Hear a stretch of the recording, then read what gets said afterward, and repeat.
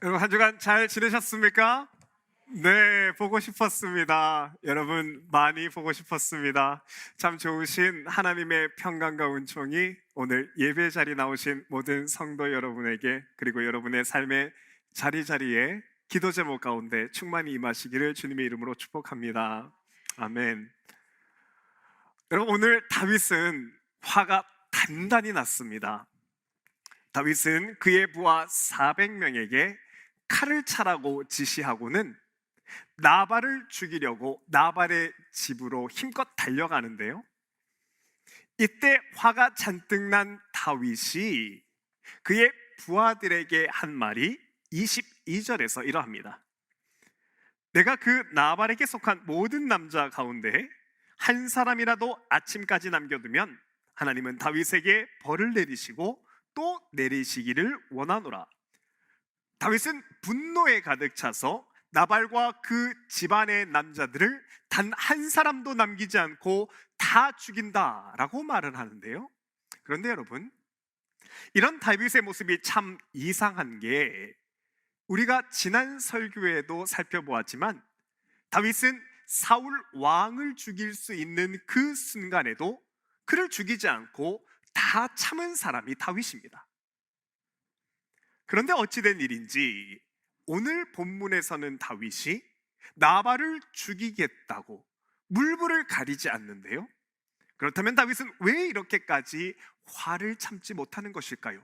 왜 이렇게까지 지금 다윗이 분노하고 또 격분하는 것일까? 그 이유를 알기 위해서는 우리가 오늘 본문을 더 자세히 볼 필요가 있는데요, 이 당시 다윗은 자기를 따르는 사람들이 점점 많아져서 다윗을 따르는 사람의 숫자가 600명이 넘어갑니다.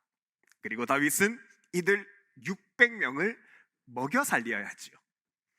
그런데 때마침 다윗과 그 일행이 머무른 그 지역에 나발이라고 하는 부자가 살고 있었는데, 나발은 굉장한 부자였습니다. 여러분, 2절에 보면 나발이 가지고 있었던 소유를 이렇게 소개하는데요, 심히 부하여 양이 3,000마리요 염소가 1,000마리이므로 그가 갈멜에서 그의 양털을 갖고 있었으니 그 사람의 이름이 나발이요 라고 하는데, 다윗의 부하들이 나발의 수많은 양떼와 염소떼를 지켜주는 일을 했던 것이죠.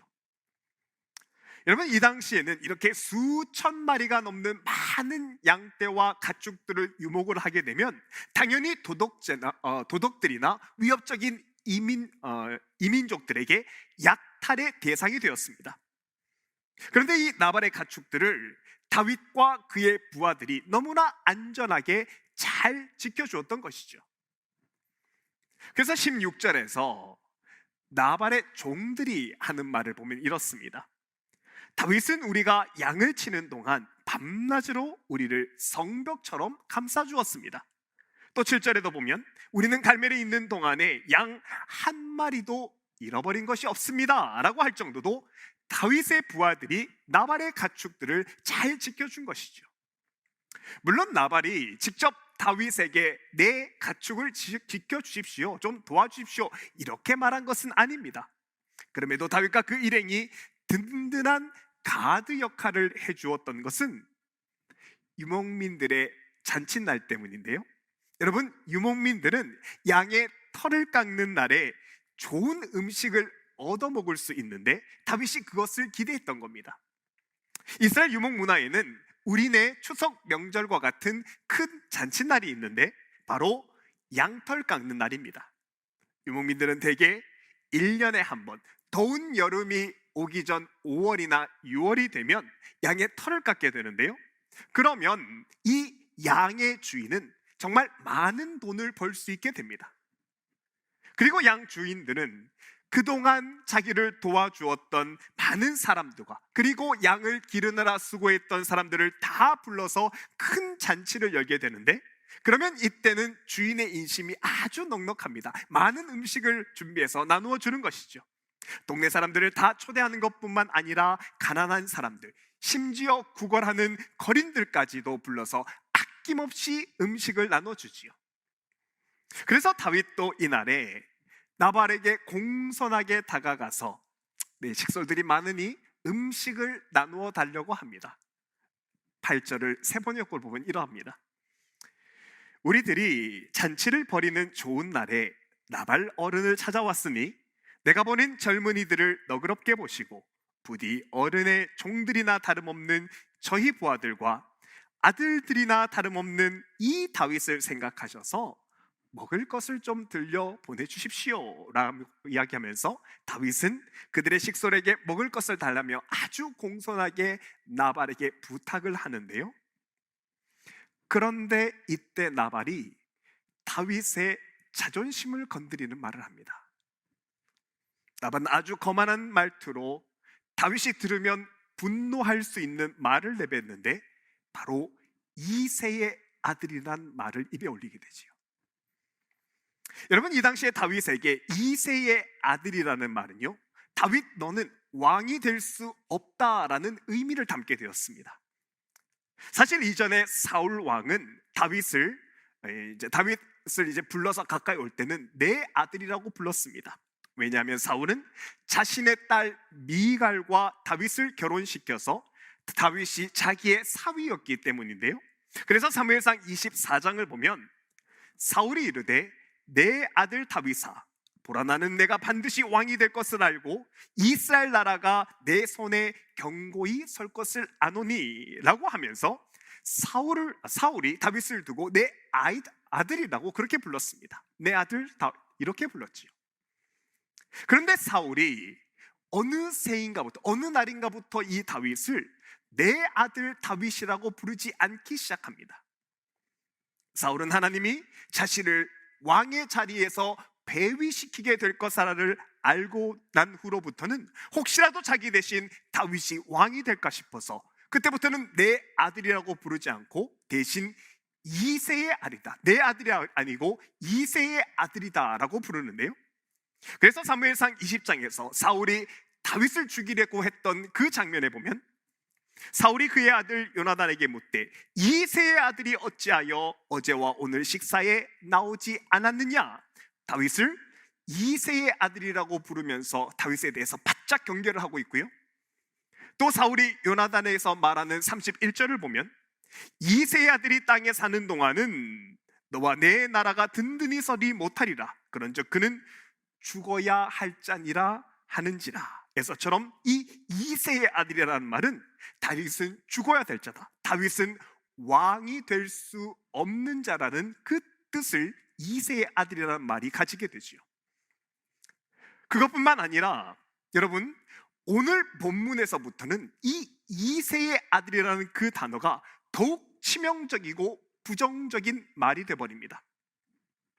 오늘 본문 사무엘상 25장에 딱 들어서면 어떤 일이 생기냐면요, 선지자 사무엘이 죽게 됩니다. 25장 첫 절 1절을 보면 이러하지요. 사무엘이 죽음에 온 이스라엘 무리가 모여 그를 두고 슬피 울며 라마 그의 집에서 그를 장사했다고 말합니다. 여러분, 사울이 왕이 되는 절차를 가만히 생각해 보면 사울은 사무엘이 사울에게 왕으로서 기름을 붓고 그리고 모든 이스라엘 백성들이 모인 가운데 사무엘이 대관식을 집례하여서 그가 왕이 될 수 있었습니다. 그런데 이 사무엘이 지금 죽었다는 건 여러분, 다윗 입장에서 보면 앞으로 자신을 왕으로 세워주고 이스라엘 모든 사람들이 있는 앞에서 대관식을 집례해 줄 사무엘이 없어진 것입니다. 그래서 다윗은 이 상황에서 이제 내가 정말 이스라엘의 왕이 될 수 있을까, 이렇게 생각할 법한 상황이 된 것이죠. 이뿐만 아닙니다. 또한 사울이 이때 다윗을 왕의 사위의 자리에서 내쫓습니다. 오늘 본문 마지막 44절을 보면 이러한데요, 사울이 그의 딸 다윗의 아내 미갈을 갈림에 사는 라이스의 아들 발디에게 주었다라고 말합니다. 여러분, 사울은 자기의 딸이면서 그리고 다윗의 아내였던 이 미갈을 다른 사람에게 주어서 그와 혼인을 시키면 다윗은 이제 더 이상 왕의 사위가 아니니까 다윗이 왕이 될 수 있는 어떤 명분도 가질 수 없다고 생각하고 다윗이 왕이 되는 그 길을 가로막고 있는 겁니다. 그러면서 사울이 이런 상황에 있는 다윗을 두고 이새의 아들이라고 부르는 겁니다. 너는 결코 왕이 될 수 없다고, 너는 지금처럼 그저 계속 광야에서 쫓겨다니다가 결국 광야에서 나에게 죽게 될 하찮은 인생이다 라는 의미로 다윗에게 상처를 주고 다윗을 빗대어 조롱하는 말이 바로 이새의 아들이다 라는 말이었는데요, 그런데 이 이새의 아들이라는 말을 나발이 아주 교만한 태도로 다윗에게 이야기하는 겁니다. 본문 10절이죠. 나발이 다윗의 사환에게 대답하여 이르되 다윗은 누구며 이새의 아들은 누구냐? 요즘에 각기 주인에게서 억지로 떠나는 종이 많도다.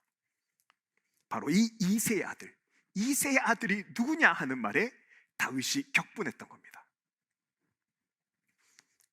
그런데 여러분, 우리에게도 이런 말이 있지 않습니까? 우리에게도 이새의 아들이라는 말처럼 우리 내면에 들어오면 큰 분노를 자극하는 말이 있습니다. 우리에게 앞뒤를 가리지 않고 욱하게 한다는 말, 그 단어, 그 문장을 들으면 이상하리만큼 마음이 복잡해서 마음의 모든 평정심을 잃어버리게 하는 그 말, 그 단어가 우리에게도 있습니다. 이게 예전에 어떤 상처와 연결되어 있으면 더 그렇고요, 어떤 것은 내가 정말 싫어하는 사람의 얼굴, 죄송합니다, 어떤 인간의 얼굴이 생각나서 그 장면이 생각나서 아주 날카롭게 그리고 아주 예민하게 반응하게 하는 그런 단어들이 있지요. 근데 여러분은 이럴 때 어떻게 하십니까? 보통의 경우 많은 분들이 이런 경우에는 이런 감정과 또래 그냥 잊어버리려고 합니다. 털어버리려고 생각한다, 그렇게 이야기를 하지요. 하지만 여러분, 이런 생각과 감정들이 그냥 털어질까요? 아닙니다. 이런 감정과 생각들은, 이 부정적인 생각들은 절대로 그냥 떨어지지 않습니다. 심리학의 유명한 실험 중에 하버드 대학교 심리학자 다니엘 위그너 교수의 하얀 곰 실험이라는 것이 있는데요, 이 실험은 이 위그너 교수가 여러 피험자들, 이 실험을 하는 사람을 한 방에 모은 후에 이 사람들을 두 그룹으로 나눕니다. A그룹과 B그룹으로 나누는데요, 그리고 첫 번째 그룹에 있는 사람들에게는 가서 이렇게 말합니다. 자, 여러분께서는 지금부터 마음대로 하얀 곰을 생각하셔도 됩니다 라고 이야기를 하고요, 이와는 반대로 B그룹에서는 지금부터 여러분은 절대로 하얀 곰을 생각해서도 떠올려서도 안 됩니다 라고 이야기를 합니다. 그리고 이 두 집단에게 이제부터 하얀 곰의 이미지가 떠올 때마다 앞에 있는 벨을 누르라고 그렇게 얘기하는데요, 여러분, 그 결과가 어떻게 됐을까요? 하얀 곰을 생각하게 해도 된다라는 그 그룹과 하얀 곰을 절대로 떠올려서도 안 된다는 그 두 그룹 중에 어느 집단에 있는 사람들이 벨을 더 많이 눌렀을까? 발을 만들었을까? 힌트를 드렸죠? 네, B그룹입니다. 놀랍게도 절대로 하얀 곰을 떠올리지 말라, 생각하지도 말라라고 했던 집단의 사람들이 3배 이상 배를 더 누른 결과가 나옵니다. 여러분, 이 실험이 무엇을 말해주냐면요, 사람이 무엇을 잊어버리려 하면, 털어버리려 하면 더 잊어버리지 않고 더 선명하게 기억된다는 것입니다. 왜냐하면 무엇을 잊으려고 노력하면 그 순간 잊으려는 대상을 한 번 더 머리에 떠올리게 되기 때문에 잊으려고 노력하면 할수록 더 많이 떠오르게 된다는 것이죠. 여러분, 제가 이 말씀을 여러분께 왜 드리냐면, 사람의 마음속에 들어온 상한 감정이 이와 같은 성질을 가지고 있기 때문입니다. 상한 감정은 우리 마음속에서 하얀 곰처럼 절대로 떠나지 않고 그야말로 마음에 쫙 하고 달라붙습니다. 마치 자석과 자석이 붙는 것처럼 상한 감정이 우리 마음에 와서 쫙 하고 달라붙습니다.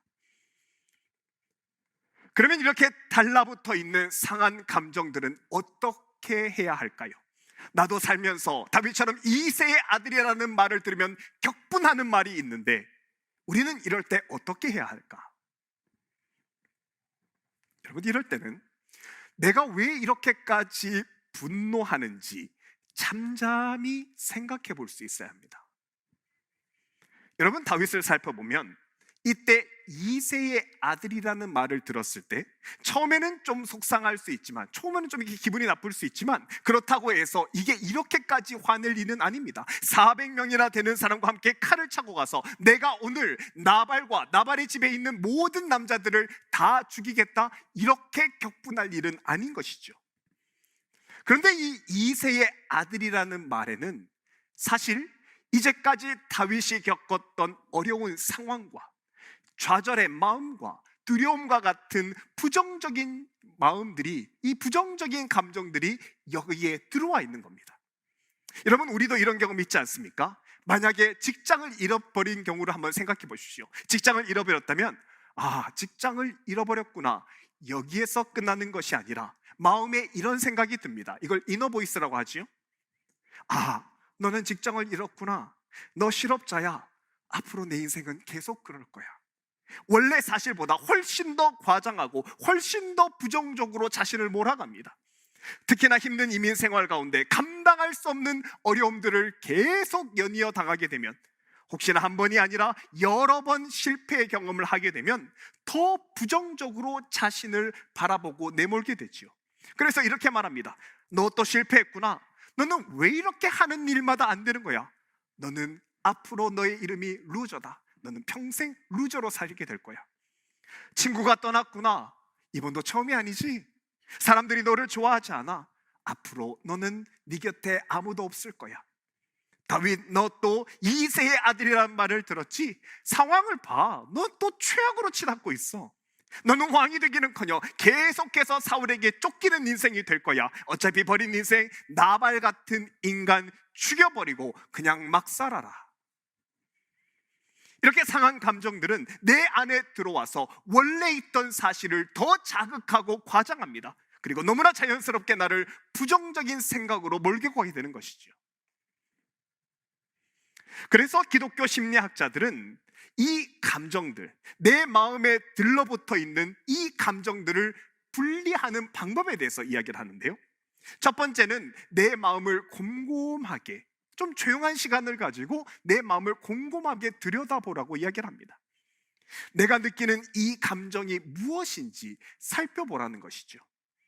기도 시간에, 묵상 시간과 혼자 있는 조용한 시간을 통해서 내 마음에 불터 있는 이 감정이 무엇인지를 한번 느껴보라고 합니다. 그리고 둘째로, 지금 내 마음에 붙어 있는 이 감정이 어떤 감정인지 이름을 붙여보는 겁니다. 지금 내가 느끼는 이 감정이 두려움인지 분노인지, 혹은 부끄러움, 좌절, 낙담, 분주함, 놀라움, 수치감, 두려움, 혐오감, 무시당한 느낌, 슬픔, 이런 여러 감정 중에 어떤 감정인지 감정에다가 이름을 붙이는 거죠. 혹시 잘 모르겠다 싶으면 하나님께 물을 수도 있습니다.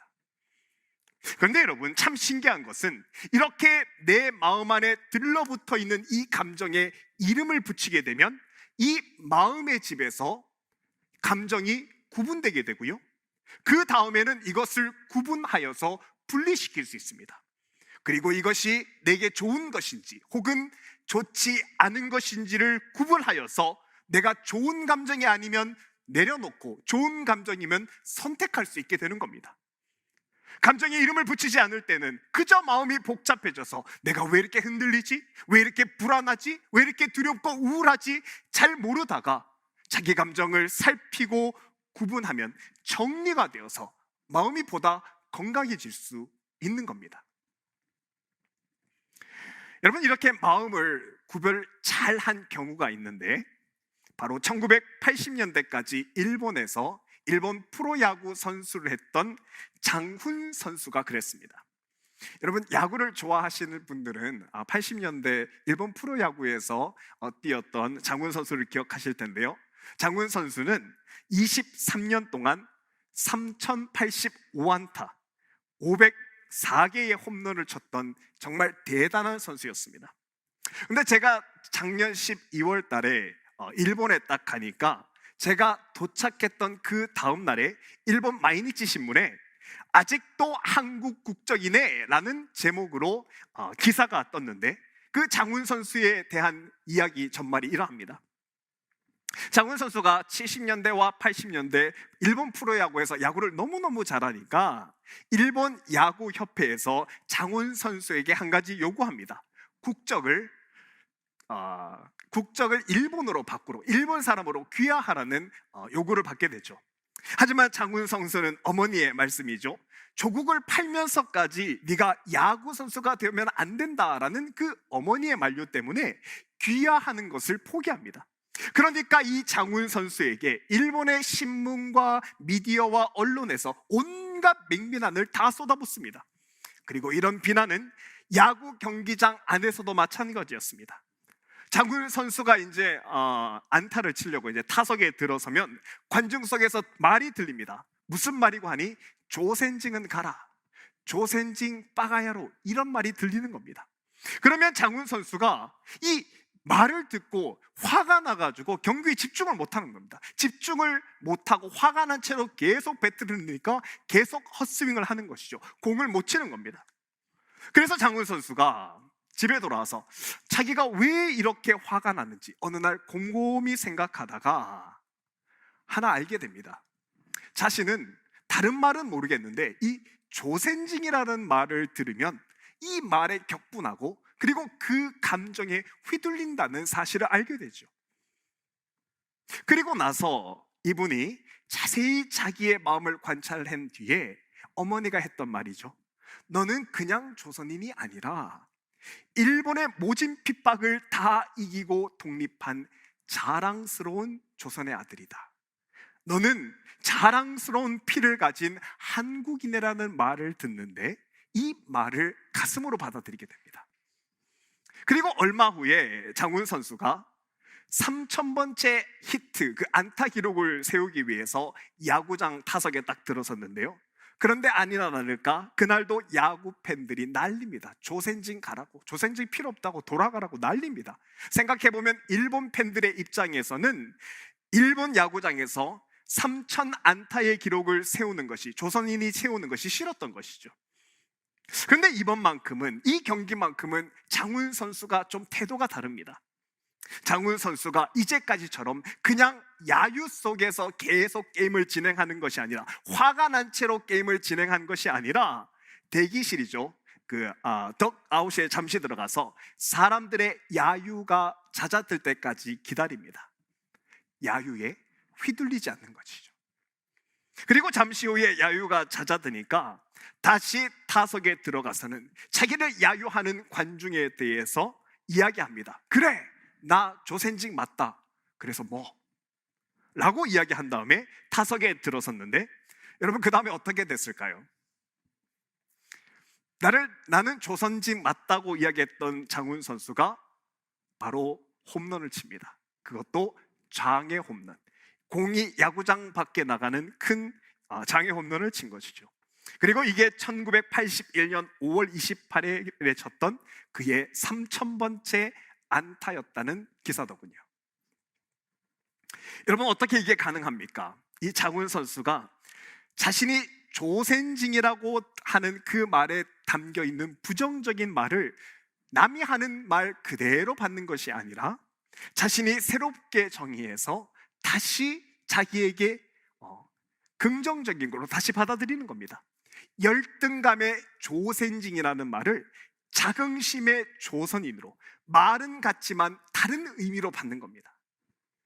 그러면 그 조센징이라는 말뿐만 아니라 그 말과 함께 딸려오던 모든 부정적인 감정들이 장훈 선수 마음 안에서 구분되고요, 그리고 이후의 마음에서 분리된 그 말은 힘이 없어졌던 겁니다. 그렇다면 여러분, 오늘 본문에 나오는 다윗은 어땠을까요? 다윗은 어떻게 자기의 분노를 해결했을까? 오늘 본문 뒤를 보면 다윗은 하나님이 보내주신 지혜로운 여인 아비가일이라는 여인을 만나게 되는데, 다윗도 아비가일이 하는 말을 통해서 자신의 내면을 천천히 돌아보게 됩니다. 여러분, 다윗의 주특기가 묵상이잖아요. 천천히 돌아봅니다. 그리고 아비가일을 통해서 말씀하시는 하나님의 음성 중에 두 가지를 주목하게 되는데, 첫 번째, 다윗은 하나님이 다윗의 생명을 생명싸개 안에 둔다는 말에 주목합니다. 29절 말씀인데요, 아비가일이 이르되 내 주의 생명은 내 주의 하나님 여호와와 함께 생명싸개 속에 쌓였을 것이요. 여러분, 여기서 생명싸개라는 것은 이스라엘의 양치는 목자들이 가장 소중히 여기면서 절대로 손에 놓지 않는 것을 이야기하는데, 이스라엘 목자들은 보통 낮에는 들에서 양을 치다가 저녁 때가 되면 마을 한가운데 있는 공동 우리에 양을 넣게 됩니다. 그러면 목자들은 자기가 몇 마리의 양을 넣었는지를 확인받기 위해서 공동 우리 앞에서 바둑돌만한 작은 돌을 받게 되는데, 그러면 이 돌을 목자가 보자기에 싸가지고 이 돌이 든 보자기를 이렇게 만들게 되는데, 이것을 목자의 생명싸개라고 말합니다. 그리고 이때부터 목자는 절대로 이 생명싸개를 손에서 놓지 않습니다. 다음날 양을 다시 찾을 때까지, 밥을 먹을 때도, 잠을 잘 때도, 잠시 쉴 때도, 심지어 화장실을 갈 때도 절대로 이 생명싸개는 놓지 않습니다. 왜냐하면 이 생명싸개가 이 목자에게는 그의 모든 것이기 때문이지요. 그런데 하나님이 다윗에게, 목동 생활을 했던 이 다윗에게 하나님 손에 일련 그 생명싸개가 너라고 이야기를 하는 겁니다. 그리고 너는 하나님이 절대 놓지 않는 하나님의 사람이라는 것을 다윗이 캐치할 수 있도록 해주시는 것이죠. 그리고 28절과 30절 말씀이죠. 여호와께서, 주어를 보십시오. 여호와께서 반드시 내 주를 위하여 든든한 집을 세우겠다. 여호와께서 내 주를 이스라엘의 지도자로 세우실 때에 하며, 다윗을 왕으로 세우는 분은 세상에 어떤 다른 사람이 아니라 하나님이라는 것, 하나님임을 기억하게 하시는 겁니다. 사울의 말이나 나발의 말에서 듣는 것처럼 너는 왕이 못 된다는 이새의 아들이라는 그 말에 휘둘리지 않고 내 인생에 약속하신 하나님의 말씀에 다윗이 정확하게 주목하는 겁니다. 이로써 다윗은 그가 마음에 가지고 온 상한 감정에 갇혀서 화내고 분노하고 좌절하고 열받는 것이 아니라 시야를 돌려서 내 인생에 두신 하나님의 뜻을 바라보게 됩니다. 그리고 다윗은 자신을 왕으로 세워주시는 분이 하나님이란 것을 꼭 붙잡고, 그때부터는 이새의 아들이라는 말에 휘둘리지 않습니다. 그래서 여러분, 다윗이 썼던 여러 시편 중에, 그 중에 시편 72편 제일 마지막에 보면 다윗이 기록한 이런 표현이 있습니다. 이새의 아들 다윗의 기도가 끝나니라. 다윗이 자기 자신을 두고 내가 이새의 아들이라고 말하는데요, 어느새 다윗이 이 이새의 아들이라는 말이 주는 분노에서 자유로워지는 겁니다. 앞으로 내 인생에 이루실 하나님의 큰 뜻을 바라보고 하나님의 관점으로 희망과 소망과 미래의 눈으로 이새의 아들이라는 말을 다시 받아들여서 그가 하나님 안에서 자유하는 것이죠. 사랑하는 여러분, 오늘 설교 이후로부터는 무슨 말을 들으면 귀에 필터를 꼽고 들으시기 바랍니다. 마음에도 필터를 하나 장착하시기 바랍니다. 그래서 어떤 말이 들릴 때, 내 마음에 어떤 상황에 어떤 감정이 들 때에 이게 하나님으로부터 온 것인지, 이게 정말 하나님이 기뻐하시는, 하나님이 원하시는 것인지 필터 안에서 판단하고 결정하는 겁니다. 그래서 하나님께로 온 것이면 이것은 받아들이고, 아니면 내버려 두는 겁니다. 놓는 겁니다. 그리고 이렇게 마음을 지켜서 내 마음에 하나님의 뜻과 거룩하신 계획이 자리 잡을 수 있도록 하는 것이 다윗을 통해서 우리에게 말씀하시는 오늘 본문의 핵심입니다. 그리고 이번 한 주는 이 분별력을 키우시는 저와 여러분의 복된 한 주가 되길 바랍니다. 하나님이 주시는 지혜로 잘 분별하여서 상황과 말과 감정에 휘둘리지 않고 주님이 우리에게 주시고자 하는 자유와 평안 안에 거하시는 저와 여러분의 복된 한 주간의 삶이 되기를 주님의 이름으로 축복합니다.